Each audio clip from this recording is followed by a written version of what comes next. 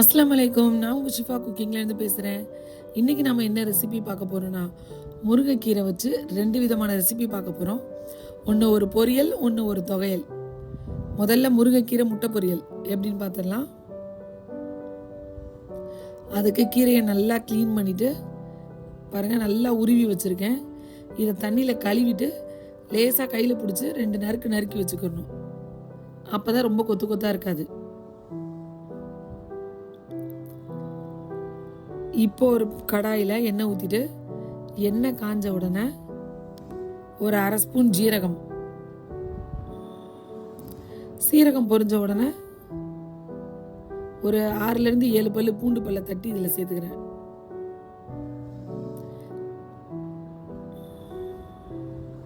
இந்த பூண்டு ஒரு நிமிஷம் வதங்கட்டும் எண்ணெயில். பூண்டு வதங்கின உடனே 2 பெரிய வெங்காயத்தை பொடியாக கட் பண்ணி இதில் சேர்த்துக்கிறேன்.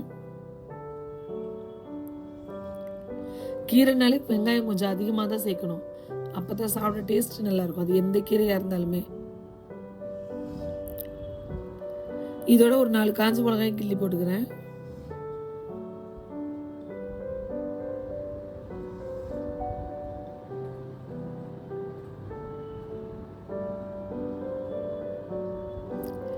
கீரைக்கு எப்போவுமே வெங்காயம் ரொம்ப கலர் மாறி ப்ரௌன் கலராக போகிற அளவுக்கு வதங்கக்கூடாது. ஏன்னா கீரையில் உள்ள வெங்காயம் ரொம்ப கலர் மாறிடுச்சுன்னா சாப்பிடும் போது ஒரு கசப்பு தன்மை தெரியும் கீரையில். அதனால் ஓரளவுக்கு வெந்து வந்துருச்சா ஓகே, அதோட கீரையை போட்டுடணும். ரொம்ப கலர் மாறுற அளவுக்கு வெங்காயத்தை வதக்கக்கூடாது. இப்போ பாருங்கள், வெங்காயம் நல்லா வதங்கிருச்சு.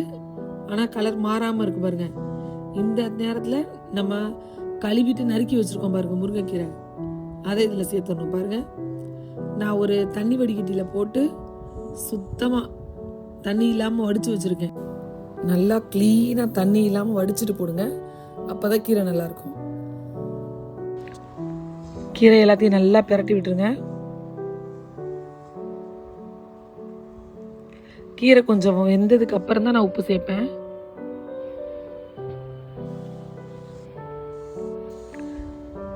கீரை நல்ல கீரை பார்த்தீங்களா, அப்படியே போட்ட உடனே அழகாக வெந்து சுருண்டு வந்துருச்சு பாருங்க.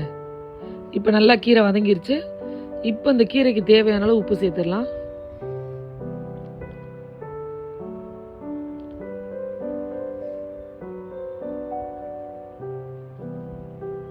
உப்பை சேர்த்துட்டு நல்லா கிண்டி விடுங்க. அப்போதான் எல்லா பக்கமும் நல்லா ஒன்று சேரும். நீங்கள் இந்த கீரைக்கு சேர்க்கும் போதே முட்டைக்கு சேர்த்துருங்க.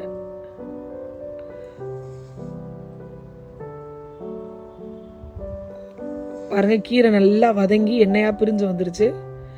நாங்கள் முட்டை சேர்க்கலாம், சும்மாவே சாப்பிட்றோம் அப்படின்னா நீங்கள் இந்த ஸ்டேஜ்லேயே அடுப்பு ஆஃப் பண்ணிவிட்டு எடுத்து சாப்பிட்லாம்.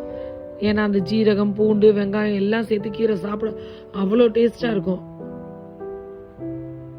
நீங்கள் முட்டை சேர்த்து செஞ்சு பாருங்கள், இன்னும் டேஸ்ட்டு ஜாஸ்தியாக தான் இருக்கும். இப்போ என்ன பண்ணணும்னா, கீரையை சுற்றி ஒதுக்கி விட்டுட்டு சென்டரில் கொஞ்சம் கேப் வச்சுக்கோங்க முட்டை உடச்சி ஊற்றுறதுக்கு.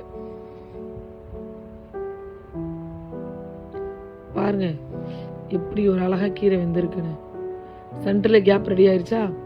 இப்போ இதில் 2 முட்டையை உடச்சி உள்ள ஊற்றிட வேண்டியதான்.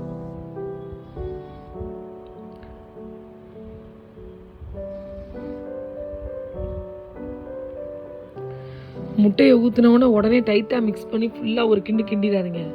அப்படி கிண்டா கூழ் மாதிரி ஆயிரும்.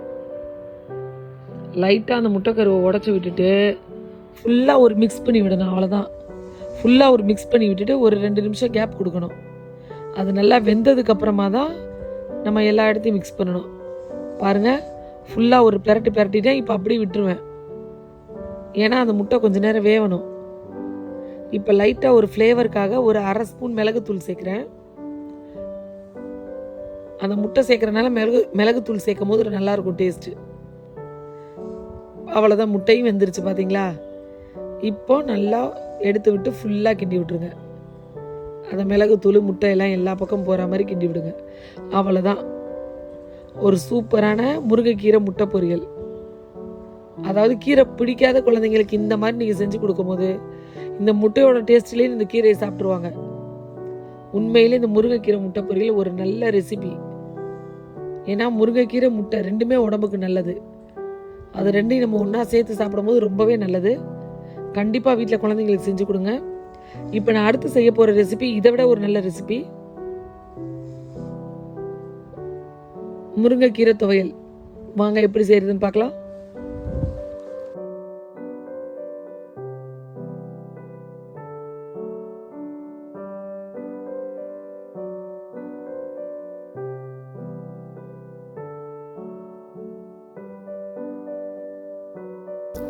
ஒரு பேனில் 2 ஸ்பூன் எண்ணெய் சேர்த்துக்கிறேன். எண்ணெய் நல்லா காஞ்ச உடனே 2 ஸ்பூன் கடலைப்பருப்பு, 1 ஸ்பூன் உளுத்தம்பருப்பு, ஒரு 4 காஞ்ச மிளகாய், இது எல்லாத்தையும் சேர்த்து நல்லா வறுக்கணும். அடுப்பை லோ ஃப்ளேமில் வச்சு அந்த கடலைப்பருப்பும் உளுந்தும் நல்லா பொரிஞ்சு கலர் மாறி வர்ற அளவுக்கு வறுக்கணும். முக்கியமான விஷயம், அடுப்பு லோ ஃப்ளேமில் இருக்கணும். இல்லைன்னா உடனே கருகி தான் போகும், நல்லா வறுத்து வராது. நல்ல லோ ஃப்ளேம்லேயே வறுத்தா தான் நல்லா கிறிஸ்பி ஆகும்.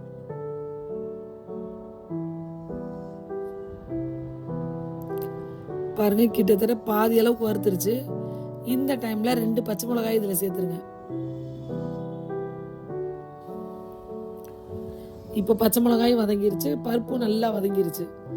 பருப்பு நல்லா கலர் மாறி வந்ததுக்கு அப்புறம் ஒரு 7-8 பல்லு பூண்டு பல்லும், தேங்காய் அரை மூடி தேங்காயிலே பாதி தேங்காய் அதையும் கட் பண்ணி இதில் சேர்த்துருக்கேன்.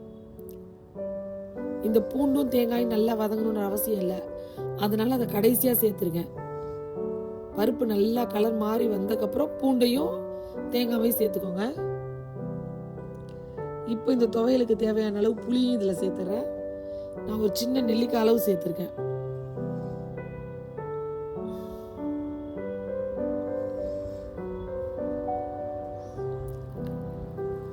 இது எல்லாத்தையும் நல்லா ஒரு கிண்டு கிண்டிட்டு அடுப்பு ஆஃப் பண்ணிட்டு இதை ஒரு பிளேட்ல கொட்டி ஆற வச்சிடலாம்.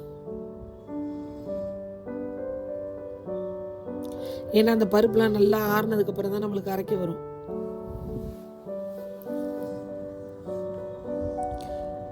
இது ஒரு பக்கம் ஆறட்டும்.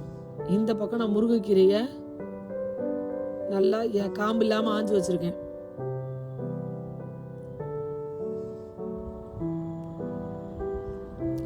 பாருங்க, நல்லா ஆஞ்சு கிளீனாக கழுவிட்டு வச்சிருக்கேன். நான் கழுவி வச்சிருக்க கீரையை இப்போ நம்ம வதக்கணும் இல்லையா பேனு, அந்த பேன்லேயே போட்டு ஒரு வதக்க போகிறேன். ஆல்ரெடி அந்த பேன் எண்ணெயாக தான் இருக்குது, அதனால நான் அப்படியே போட்டு வதக்கிக்கிறேன்.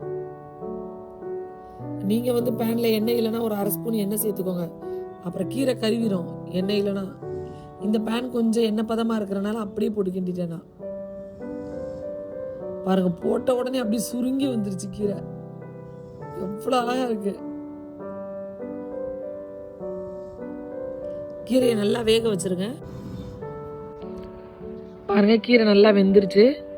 இப்போ அடுப்பை ஆஃப் பண்ணிட்டு கீரையும் நல்லா ஆற வச்சிருங்க.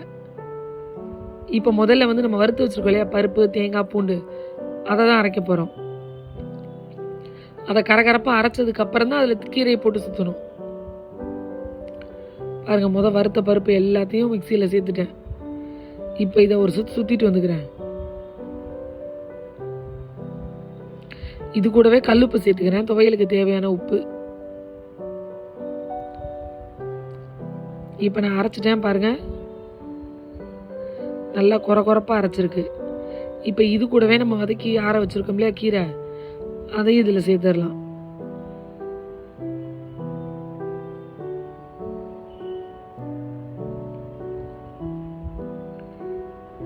இப்போ கீரையை சேர்த்துட்டு இதில் கொஞ்சமாக நான் தண்ணி ஊற்றிக்கிறேன்.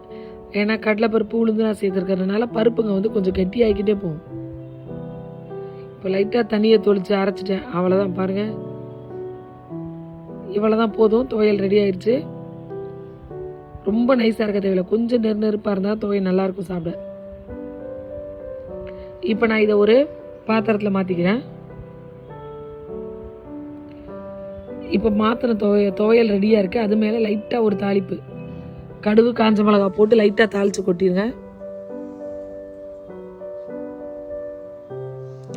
கடுகு பொரிஞ்சிருச்சு, 2 காஞ்ச மிளகாய்.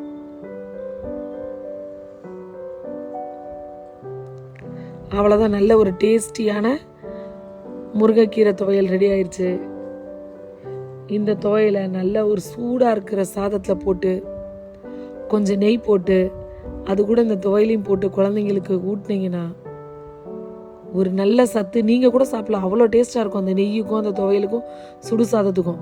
ட்ரை பண்ணி பாருங்கள். ட்ரை பண்ணி பார்த்துட்டு எப்படி இருந்துச்சுன்னு கமெண்ட்டில் சொல்லுங்கள். சூப்பர். சப்ஸ்கிரைப் பண்ணுங்க. தேங்க்யூ.